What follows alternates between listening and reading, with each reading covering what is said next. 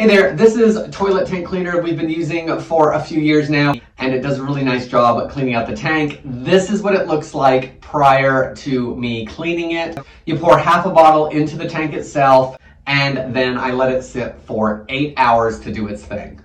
So this is what it looks like initially after the 8-hour soak. You can see that it doesn't get everything, but it's definitely broken down a lot of that minerals and rust and stains and all that. Once I got in there and I just used a gloved hand and went in there, loosened everything up, and this is what it looks like now. So as you can see, it really does get probably 90% or so of all of that buildup and cleans up the bowl nicely. Now, if you wanted to, you could still do this a second time because it's 2 batches per bottle.